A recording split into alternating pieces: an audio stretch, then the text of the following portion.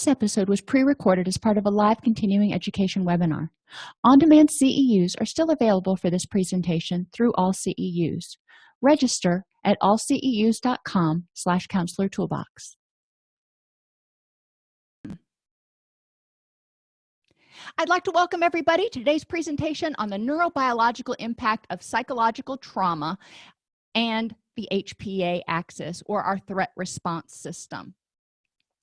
Now, what we're talking about is not necessarily PTSD. We're talking about the impact of trauma on our HPA axis.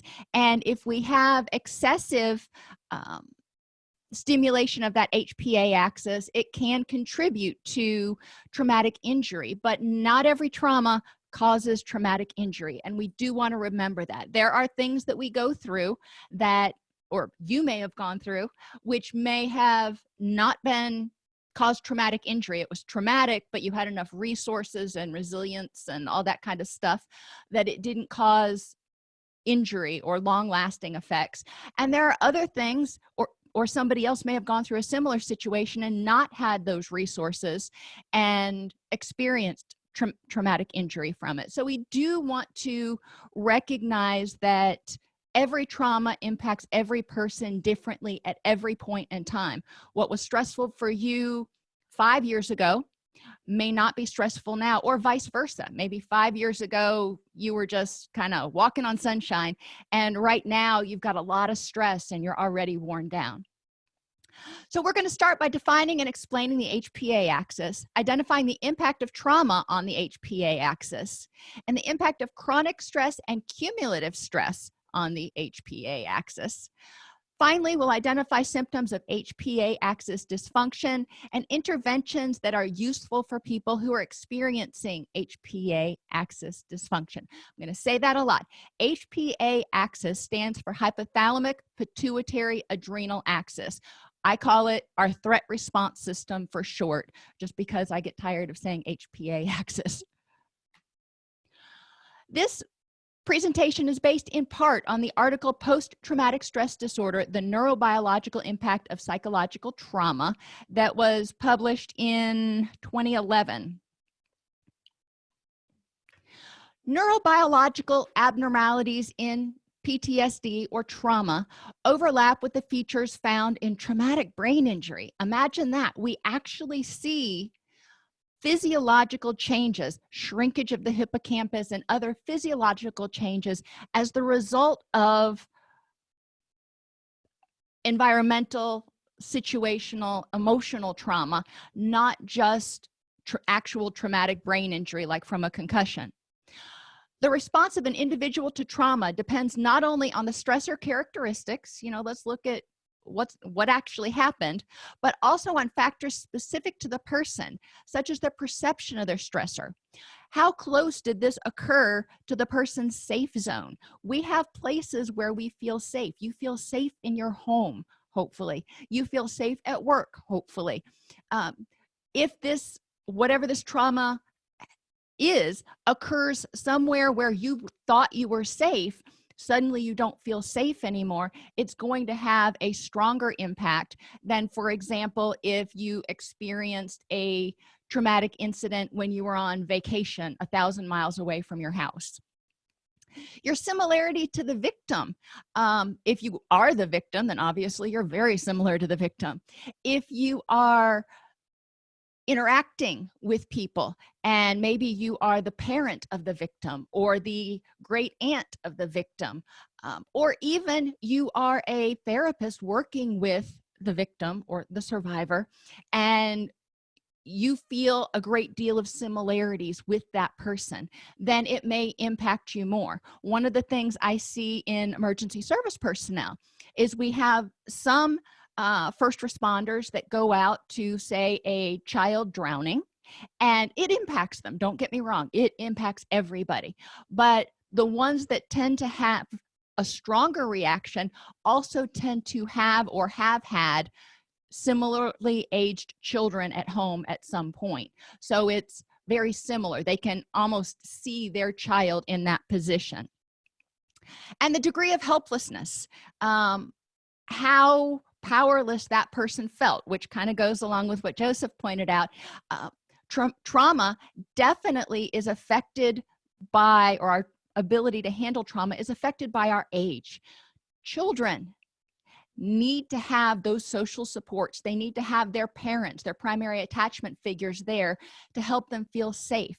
Children need to have a lot of other resources because they don't have as many experiences. So something that may not seem like a big deal to us may seem like a really big deal to a 10 or a 12 or, heaven forbid, a 5-year-old.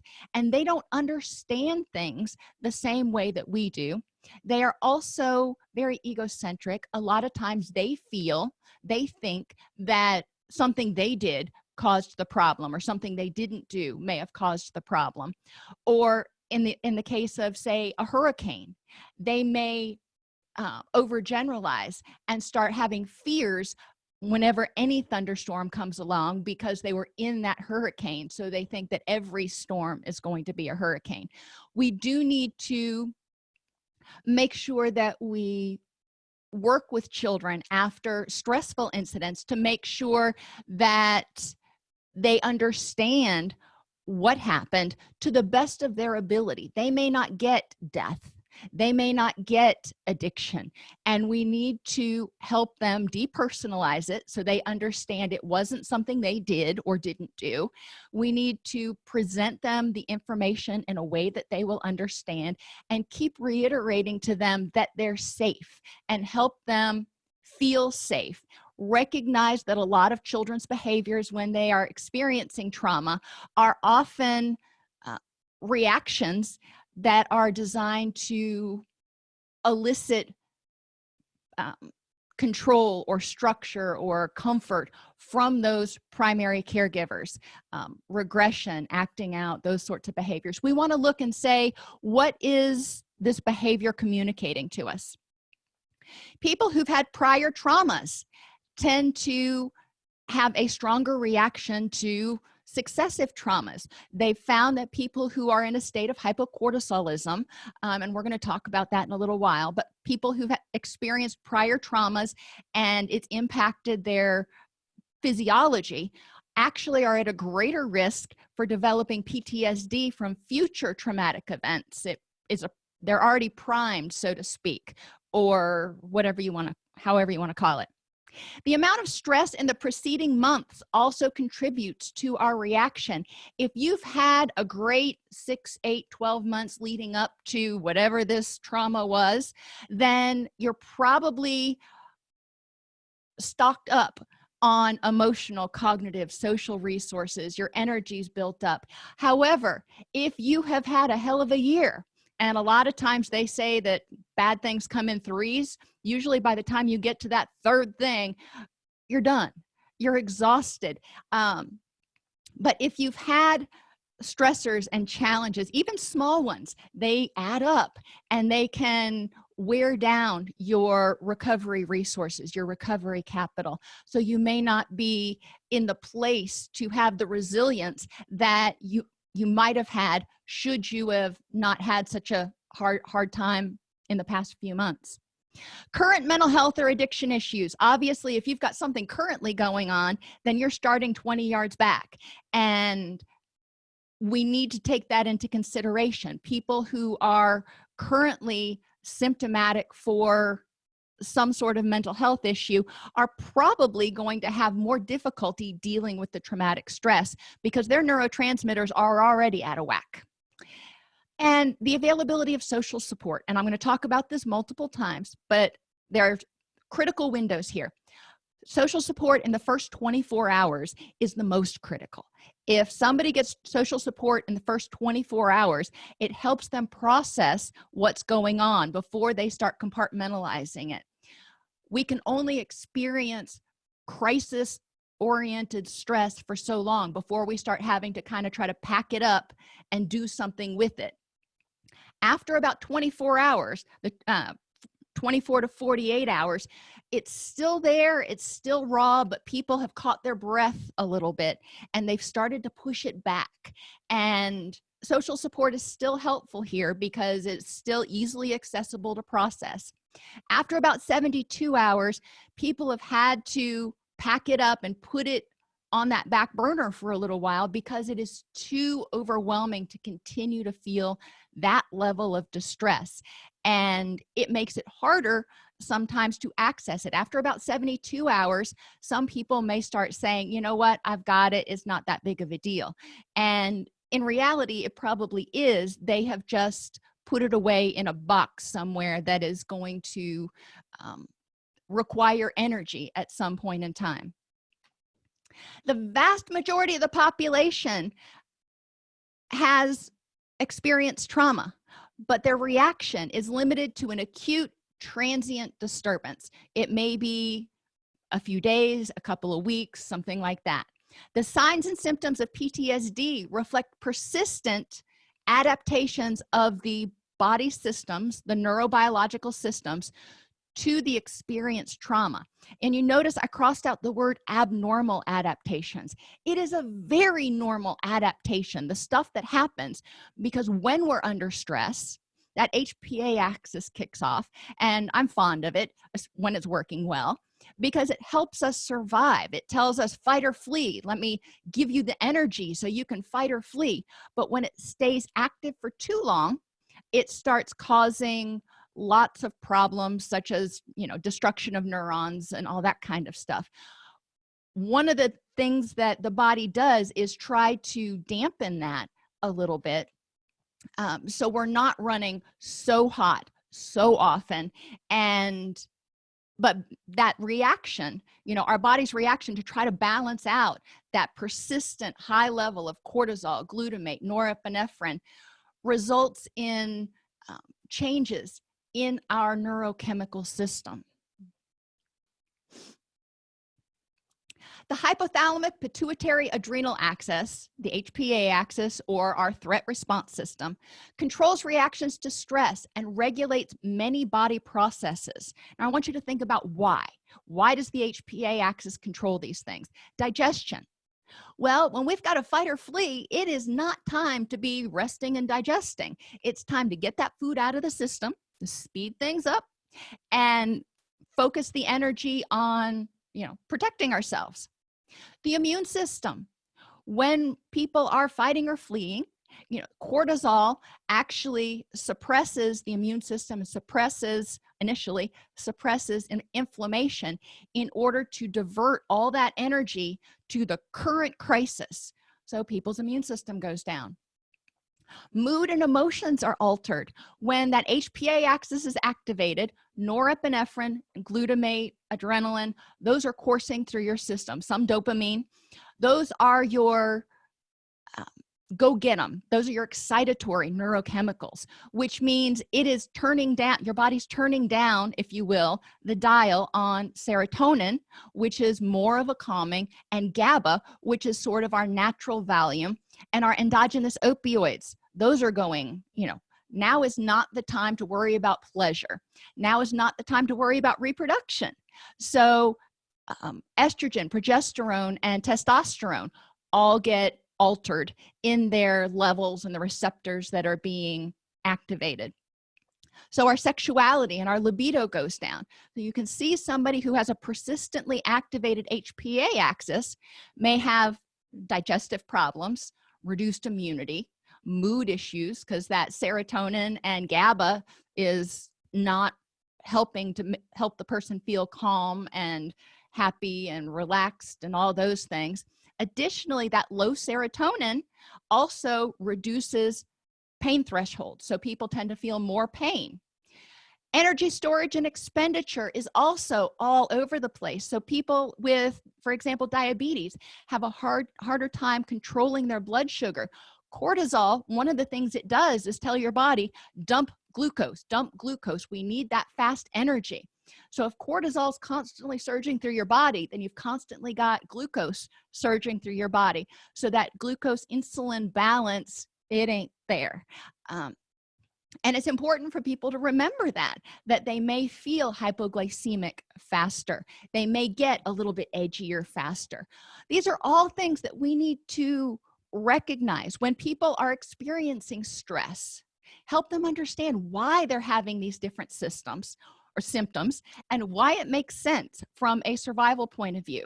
And to a certain extent, that's awesome. I am glad your body is focusing to try to help protect you. The ultimate result of HPA axis activation is to increase levels of cortisol in the blood during times of stress. We call cortisol our stress hormone, and it's there to help us get motivated. But when the HPA axis kicks off, cortisol goes really high, and it can eventually cause some problems. Cortisol's main role is in releasing glucose into the bloodstream to facilitate the fight or flight response. It also suppresses and modulates the immune system, digestive system, and reproductive system. Cortisol plays a big role. Now, when we think about people who experience chronic stress, what hormone do they have that is generally very high? I'll give you a hint. It's cortisol. We're not necessarily just talking about some trauma. We can be talking about chronic ongoing stress. They found that there are a lot of lifestyle factors that contribute to HPA axis hyperactivation. The body reduces its HPA axis activation when it appears that further fight or flight may not be beneficial. Remember, think about a bath. You're running a bath, you turn that hot water, wide open. That is your HPA axis. That's your fight or flight. That is the heat, the get up and go. But it starts getting a little too hot, and you want to turn on the cold so you don't burn yourself. Well, your body does the same sort of thing. It wants to protect those neurons, wants to protect your body from running too hot, so to speak. But eventually, what happens?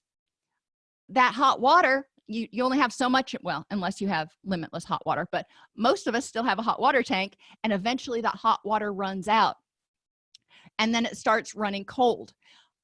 If you want to think about it that way, the body's trying to balance against the excessive heat of the HPA axis, but the hot water runs out.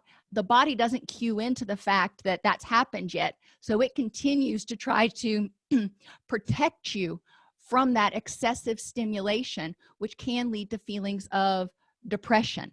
It also can create a situation called hypocortisolism, where the body is actually blocking cortisol from going through, because it's saying, okay, we can't have this much cortisol going into the system because it's overdoing it, kind of like flooding a garden with water. That would be if the farmer put on a nozzle so he wasn't putting so much water out into the garden. Hypocortisolism is seen in stress-related disorders such as chronic fatigue syndrome, burnout, and PTSD, and is actually a protective mechanism designed to conserve energy during threats that are beyond the organism's ability to cope. So this other reason for feelings of flatness and apathy after persistent or ongoing HPA axis dysfunction is the body going, I've only got so much energy left, and I'm going to conserve that right now. So when there is a problem, I can spring into action. Oh, but there's a problem with that. When they spring into action, then the HPA axis goes from apathetic and kind of flat, and the person is, blah, feels blah, to emotional dysregulation. There is no middle ground when the HPA axis has gone into this hypocortisol or glucocorticoid resistant state. So we see a lot more emotional dysregulation until we can get that HPA axis re-regulated. And we need to look at all the causes for dysregulation, including sleep disturbances, excess caffeine, pain, mood issues, cognitions, lack of social support. There's a whole list of biopsychosocial triggers for stress, and stress activates that HPA axis. Dysfunctional HPA axis activation will result in abnormal immune system responses, which generally suppressed immune system for a while. But the interesting thing is, initially the HPA axis suppresses inflammation, but after a stress response, the way the system's supposed to work, the cortisol subsides and inflammatory cytokines are released into the body. Why? Because they circulate around and find any places of injury, cause inflammation, cause blood to go to the area for repair and rejuvenation. So it makes sense. But if that HPA axis stays activated and never kind of calms down, then you have this weird situation where you've got cortisol in the system, but you've also got circulating systemic inflammation. What do we know about suppressed immune system and increased inflammation? A lot of times that's related to the development or exacerbation of autoimmune issues. There can be increased inflammation and allergic reactions, irritable bowel syndromes such as constipation and diarrhea, reduced tolerance to physical and mental stresses, including pain. It could be the person is just edgy and irritable. I say just. And they also may have difficulty tolerating pain, tolerating hunger, tolerating blood sugar alterations. And there are altered levels of sex hormones because the body is still getting this message that it's not safe to procreate. Our little, ankle biters aren't going to be safe yet. Fatigue, interestingly enough, when we experience extended HPA axis activation, one of the symptoms is fatigue. And fatigue is actually an emotion generated in the brain, which prevents damage to the body when the brain perceives that further exertion could be harmful. So I was at the gym today and I was doing a lactic acid threshold workout, which, those suck, I'll just tell you. And after about 30 minutes of working at 98 to 102% of my max heart rate, I was starting to feel really fatigued. I was like, I don't know if I can finish this segment here. That was my brain going, okay, you done pushed the envelope. It's time to back off because you're getting to the point where you could start hurting yourself. Fatigue in sports is largely independent of the state of the muscles themselves and is more related to core temperature, glycogen levels. I was fasting before I worked out, so my blood sugar, I had run through it by that point. My blood sugar was really low. My core temperature was high. Oxygen levels in the brain, thirst, sleep deprivation, and level of muscle soreness and fatigue. So thankfully, I only had 2 of those things working against me, so I was able to complete my workout. But fatigue can be cumulative, and we want people to recognize that. And this is true during daily living too, not just in sports. If people's blood sugar levels are not adequate, if there's not getting enough oxygen to the brain, they're breathing shallowly, if they're dehydrated, sleep deprived, and have muscle fatigue for whatever reason. And sometimes people who are depressed report feeling a lot of heaviness and muscle fatigue. Then, you can see that they may be experiencing ongoing fatigue that may be unrelated to sports. It's more related to that HPA axis activation because the body is still acting as if it is being stimulated by something like running from a lion or sports. Psychological factors that can be involved in reducing fatigue, including your emotional state. If you are enthusiastic about it, which most of us are not enthusiastic about trauma, but if you're enthusiastic about it, it can reduce fatigue, which is why athletes tend to see that finish line. And they start to get enthusiastic and they can push past that fatigue. We want to help people see the finish line. We want to help people feel efficacious. We want to help people see the progress that they've made and see that their destination is not unreachable.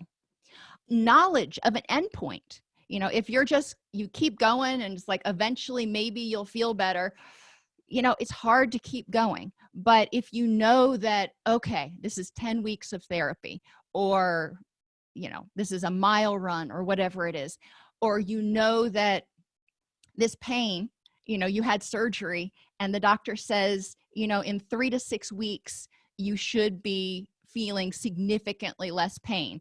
That I know shoulder surgery is a hugely painful surgery.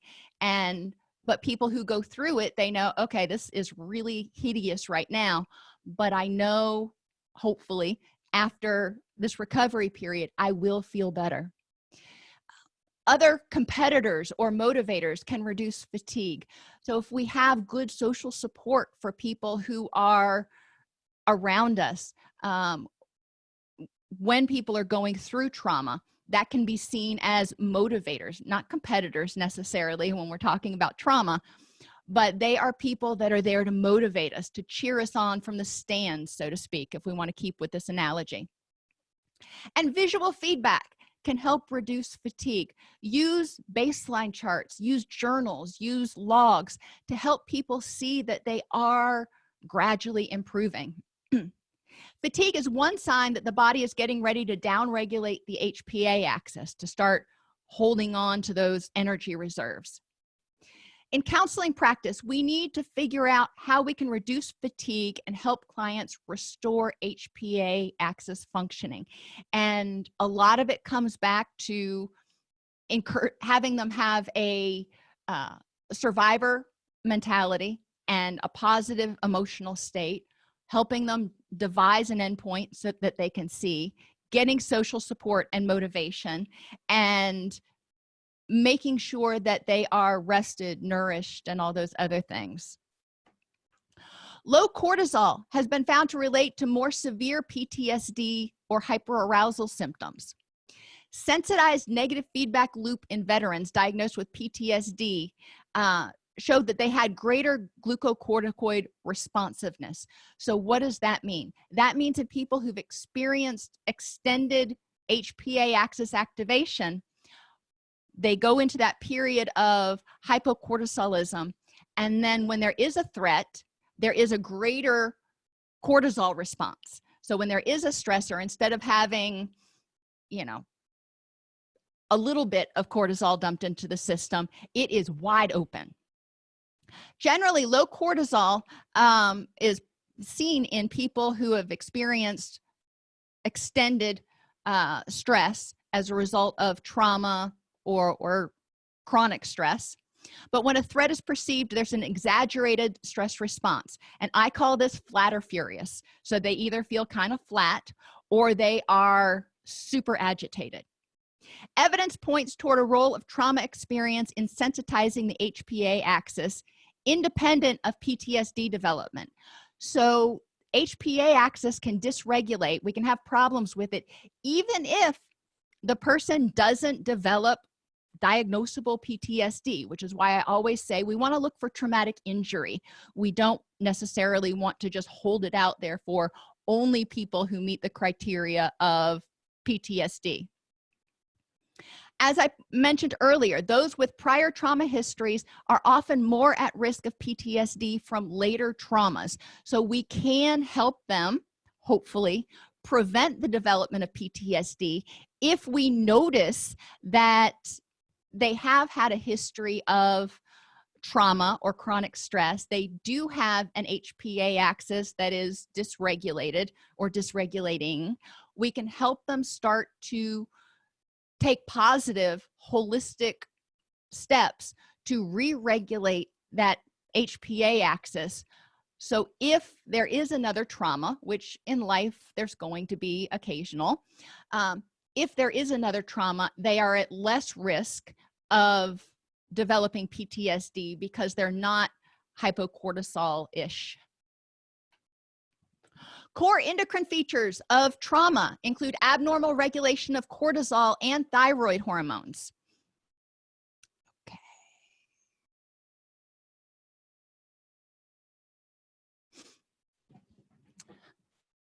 Hypocortisolism in PTSD occurs due to increased negative feedback sensitivity of the HPA axis. We've already talked about that. Studies suggest that low cortisol levels at the time of exposure to trauma often predict the development of PTSD. Glucocorticoids, your cortisol, interferes with the retrieval of traumatic memories, and an effect that may independently prevent or reduce PTSD symptoms. Cortisol, that fight or flight stress hormone, interestingly says, you know what, you really don't want to remember that. So it prevents some of our traumatic memories from being solidified, if you will, which is another reason that when people are experiencing stress, when they're experiencing HPA axis dysregulation, they have a harder time with concentration and learning, because that cortisol circulating through their system is inhibiting the formation of memories and learning.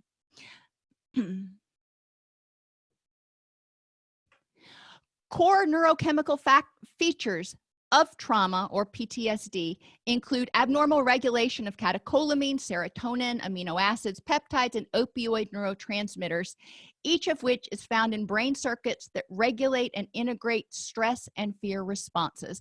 The take-home message from that is there are core actual changes in dozens, not just these, but dozens of hormones and chemicals in our body as a result of HPA axis activation. And extended HPA axis activation, or hypocortisolism, glucocorticoid resistance, results in a whole different set of hormone and chemical changes. It's important for us to recognize this. It doesn't mean that it can't be rebalanced. I don't want to say fixed. I want to say rebalanced. We can help people give their HPA axis a break, but eating better, getting good sleep, practicing good cognitions, those things aren't going to fix it overnight. It's kind of like gaining weight. Think about if you gain 100 pounds. You're not going to lose 100 pounds in 2-3 weeks. What they're carrying is 100 pounds of stress, if you want to look at it that way. And it's going to take time of living right, reducing their stress, practicing some of the tools that they learn in counseling, and dealing with any remaining traumatic memories that they've got in those boxes in order to help them re-regulate that HPA axis.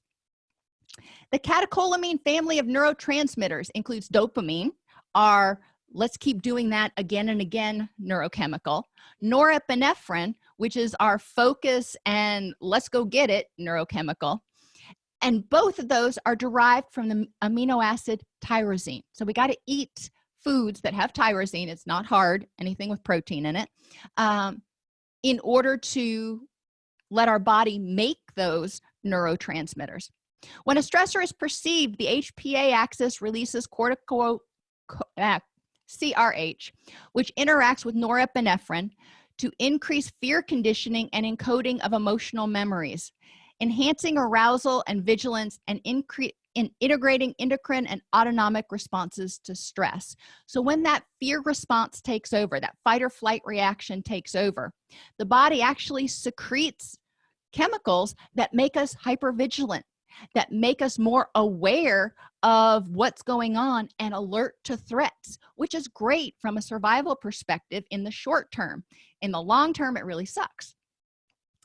There's an abundance of evidence that norepinephrine accounts for certain classic aspects of trauma symptomatology, including hyperarousal, heightened startle responses, and increased encoding of fear memories. So remember that cortisol initially blocks the encoding of those memories, but in an extended exposure, the norepinephrine is going to counterbalance that, because remember, in an extended exposure, the body starts turning down or blocking the cortisol from going through, for a lack of a more clinical explanation right now, which means norepinephrine surges and takes over. It can become more powerful and is able to start encoding those fear memories.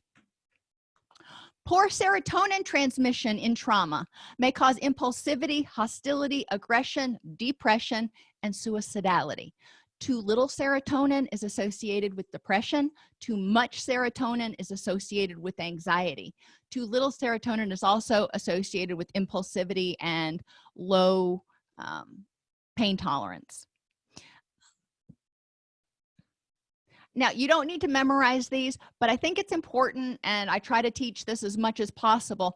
There are multiple types of serotonin receptors, and serotonin is responsible for, or integrated in just about every body system and reaction there is out there, from appetite and blood pressure to heart rate, impulsivity, memory, mood, respiration, sexuality, sleep, sociability, and it goes on. Interestingly, certain SSRIs, selective serotonin reuptake inhibitors, most of them focus on this 5-HT1A receptor. But look at all the other receptors that are out there, and they're throughout our body, and some of those can get a little bit wonky. And if you're taking something that acts on 5-HT1A to help with your mood and your cognition and your appetite and your sleep, because you're having those symptoms of depression, but it's actually your 5-HT2A receptor that's wonky, guess what? You're not going to feel much response from that particular SSRI. So we do want to educate patients that there are multiple serotonin receptors. There are multiple different medications that target different serotonin receptors, but it's not always about the serotonin. Norepinephrine, dopamine, and some of our other thyroid and gonadal hormones are also involved in the functioning of the receptors for all of our neurotransmitters and mood. Depression can be caused by imbalance of any of our neurotransmitters, not just serotonin. GABA has a profound anxiolytic effect, in part by inhibiting the norepinephrine circuits. When GABA is released, GABA is created from glutamate, so it reduces glutamate levels, but it also inhibits the norepinephrine. So GABA turns down, it's the cold water, if you want to think of it that way, to the HPA axis hot water. Patients with PTSD have decreased peripheral benzodiazepine binding sites. GABA is one of our natural benzodiazepines. So patients with PTSD don't have as many receptors for GABA as patients who haven't experienced trauma, which is kind of interesting. So it's harder for that GABA system to work if there are fewer receptors in the body. It may indicate the usefulness of emotion regulation and distress tolerance skills due to potential emotional dysregulation. One of the things we need to do is help reduce excitotoxicity, which is the fancy word for too much glutamate and norepinephrine, in order to reduce distress, improve stress tolerance, and enable acquisition of new skills. Harder to learn new skills when that cortisol level is high. We need to help people develop those distress tolerance skills so they can get into their wise mind, which is partly turning down the adrenaline, turning down the norepinephrine, turning down the cortisol, so they can focus and think and learn and remember. Our glutamate receptors, or NMDA receptors, are implicated in synaptic plasticity, or our brain synapses' ability to function and adapt, as well as learning and memory. Glutamate binds to our NMDA receptors, and high levels of glutamate are secreted during high levels of stress. So when glutamate is going through our body, it's fight or flee, let's get that energy, let's get to it. Those NMDA receptors are super activated. They are on fire, if you will, which can lead people to feel anxious, hypervigilant, all those other things. One of the things that they found with the ketamine is that it actually blocks the NMDA receptors. One of the interesting side effects, and too much to go into right now except for to hit the highlights, you can read the article by clicking on the hyperlink, but ketamine actually blocks those receptors, so it blocks the glutamate, but it doesn't lead people to feel depressed. It actually leads to more focus and more controlled energy. So it redirects that system. Instead of turning it off completely, what it's doing is helping the body redirect that energy to more task-oriented goals. Overexposure of neurons to glutamate. So too much glutamate in our brain is excitotoxic, which means it actually starts causing brain cells to die and results in loss of volume of the hippocampus in people who've experienced trauma.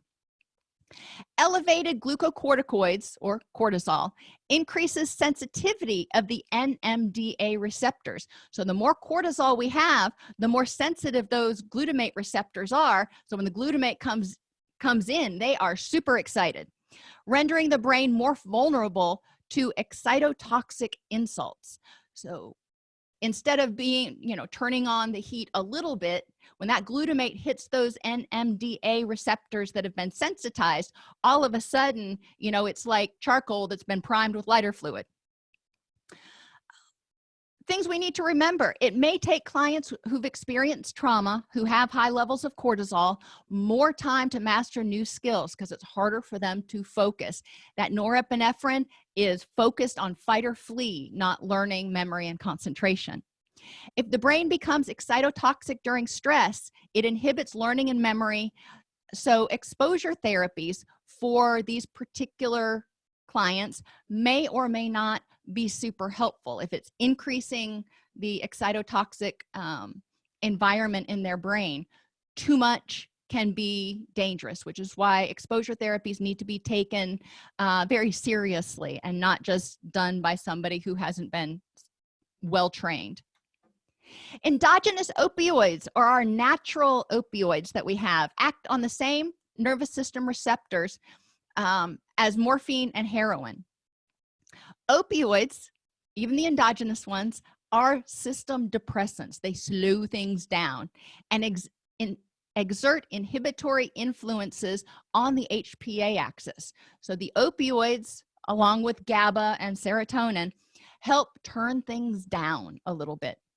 Alterations in our endogenous opioids may be involved in certain PTSD symptoms, such as numbing, stress-induced analgesia, and dissociation.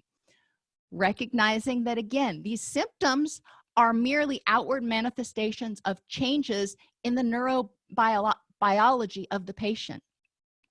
Naltrexone, we all know that as the anti-overdose drug, basically, appears to be effective in treating symptoms of dissociation and flashbacks in traumatized persons. The naltrexone basically goes in and blocks those opioid receptors, so the person is not experiencing the emotional numbing and the stress-induced analgesia, which they may not be real keen on. Highlights one of the things that this does point out is the risk for opioid abuse for people with PTSD. They may be self-medicating because they figured out, they may not consciously have put two and two together, but they figured out when they use opioids, they get some relief. A hallmark feature of PTSD is reduced hippocampal volume. The hippocampus is a part in the brain that is implicated in the control of stress, memory, and contextual aspects of fear conditioning. So the hippocampus tells us, let's look around and identify all the triggers or signs that there is a threat. Prolonged exposure to stress and high levels of cortisol damages the hippocampus.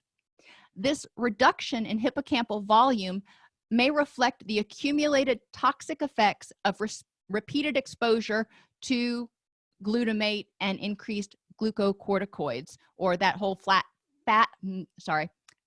and furious sort of situation, which, if you're working with somebody, for example, who has borderline personality disorder symptoms, there's a lot of flat to furious and emotional dysregulation in people with those symptoms.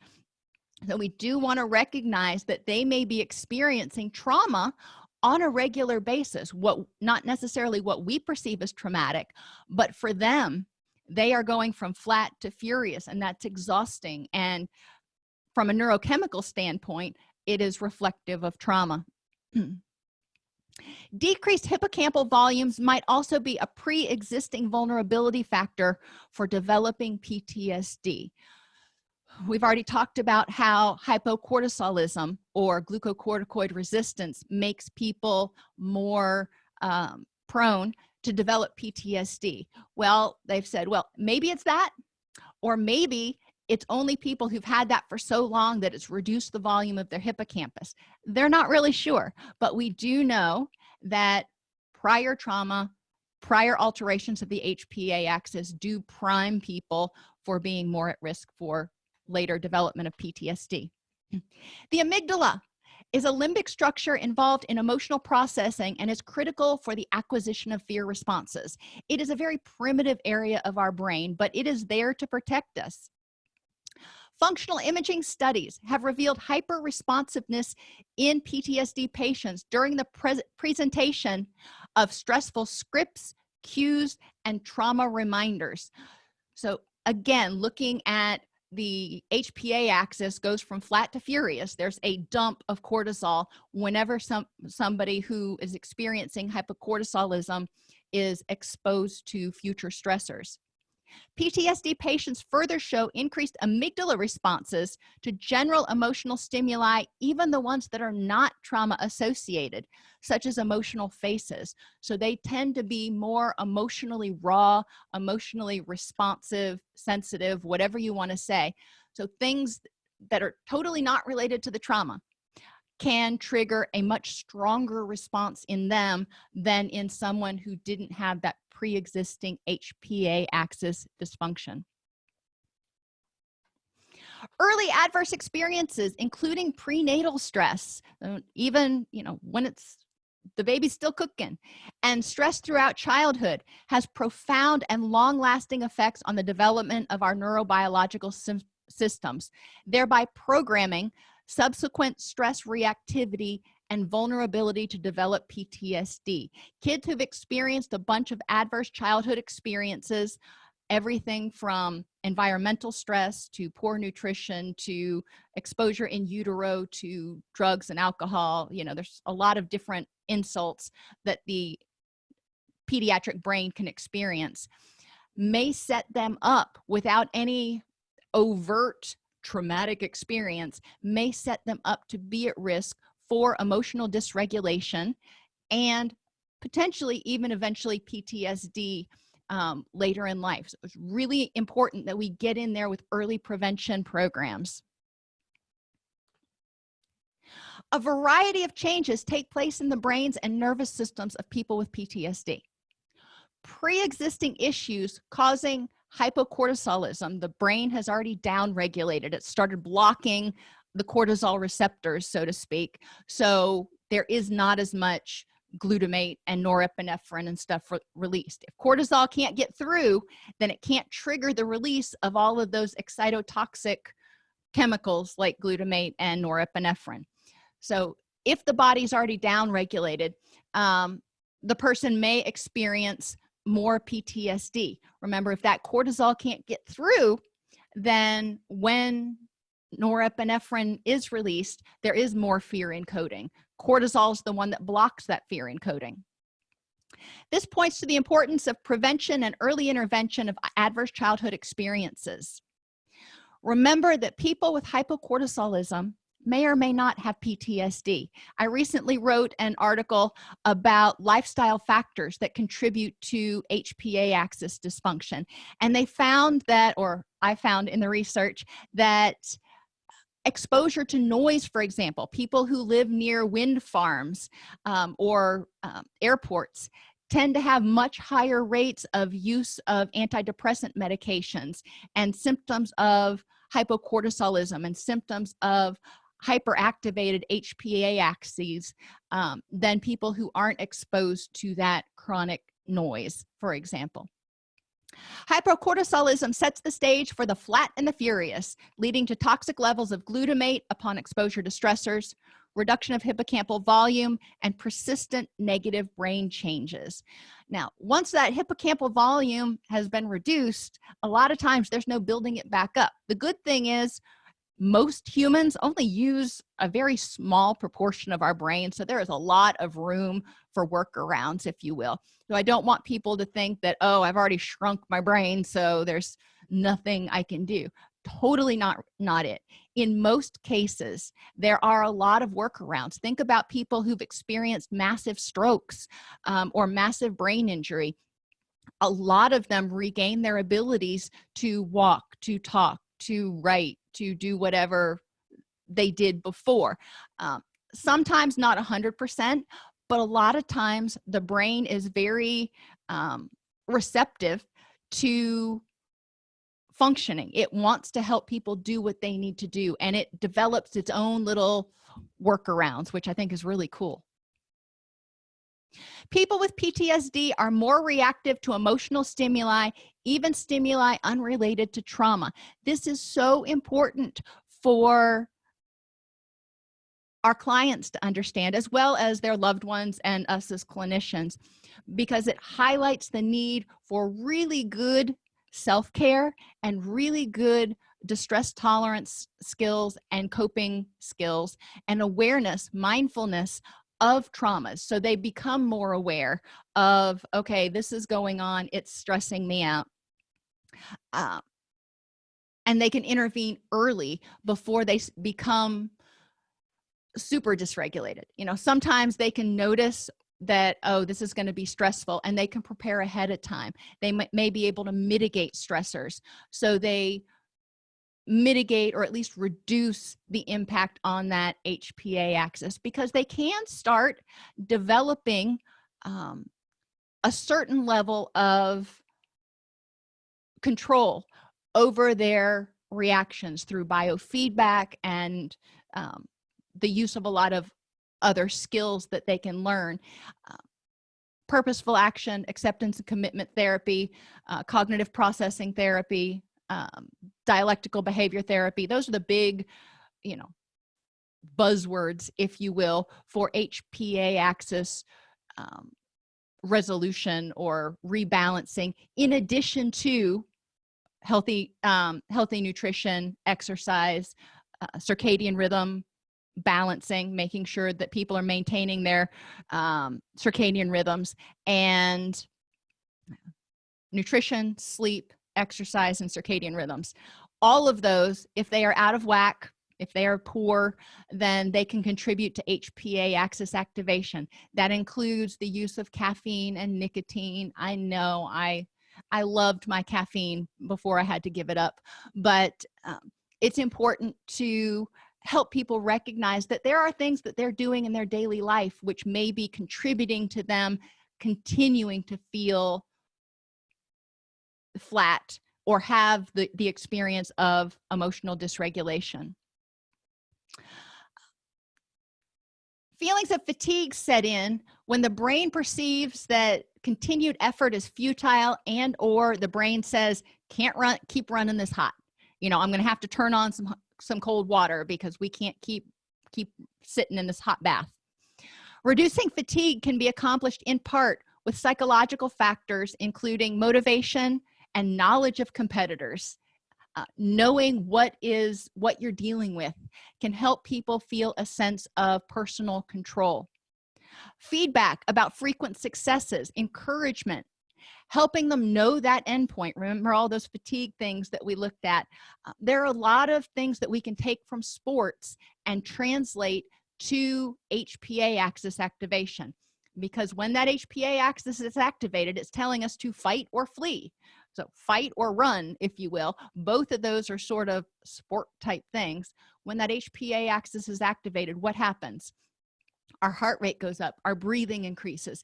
It's as if our body is doing something physical, but sometimes we're still sitting still. So we can take some lessons from that and help people identify ways to feel empowered, hopeful, and less fatigued.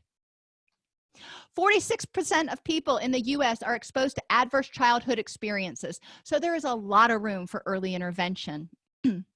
We also can provide everyone, not just people with traumatic injury, but everyone, instruction and skills to handle emotional dysregulation, including mindfulness, being aware of triggers, preventing them when possible, having a plan to mitigate them if you couldn't prevent them. Vulnerability prevention and awareness, what makes you more likely to respond strongly to something. You know, for me, too much sugar, not enough food, low blood sugar, or not enough sleep tends to make me more vulnerable. I tend to get really cranky. Emotion regulation skills, distress tolerance skills, and problem solving skills. Of those exposed to trauma, education about and normalization of their heightened emotional reactivity. It's your brain's way of trying to protect you. Totally makes sense. It may really tick you off right now, but if you look at it from, have a little bit of a cognitive restructuring and look at it as a survival mechanism, then we can look at ways to help your brain calm down, recognize it's safe, and develop new strategies for dealing with the stress. Okay, so I went through a lot of stuff in 55 minutes. And if you want to download that article that this is based on,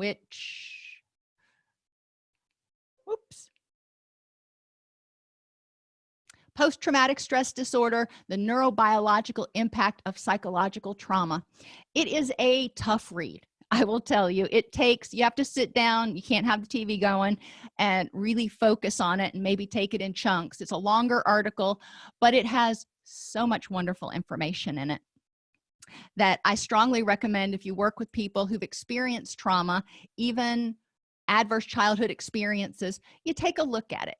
Remember that not every trauma causes traumatic injury. So one of the adverse childhood experiences, for example, is divorce. Well, not every person experiences divorce and gets traumatic injury from it. It may actually be an improvement of a situation. So we do want to not necessarily tell people that they're wrong if they don't think they were injured by it, but we want to take into consideration the fact that they may have been injured by it. And every experience we go through impacts our phenomenological reality. So the divorce that your parents went through when you were 6, the experiences you had at school, the experiences you had last week, all impact the way you react to every situation henceforth and forevermore. Now you can choose, you can become aware of how the past is impacting you now and choose how it impacts you now. But that is sort of one of those advanced skills after people start being able to get that HPA axis to recalibrate and respond a little bit more mildly to distress.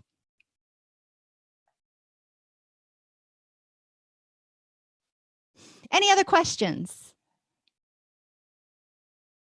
Alrighty, everybody, I am really looking forward to Thursday's presentation on metacognitive approaches to treatment. I'm still in the process of writing it, but I'm really loving the articles that it's based on right now. So I'm excited about Thursday's presentation. Y'all have a great day, and I'll see you on Thursday.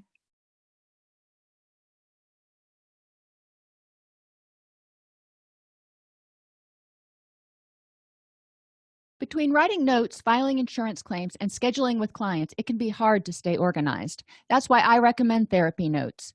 Their easy-to-use platform lets you manage your practice securely and efficiently.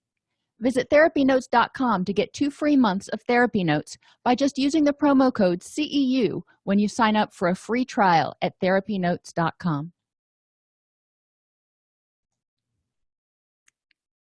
If this podcast helps you help your clients or yourself, please support us by purchasing your CEUs at allceus.com or getting your agency to sponsor an episode. A direct link to the on-demand CEUs for this podcast is at allceus.com/podcast CEUs. That's allceus.com/podcast CEUs. To sponsor an episode of Counselor Toolbox and reach over 50,000 clinicians per week, go to allceus.com/sponsor. Thank you.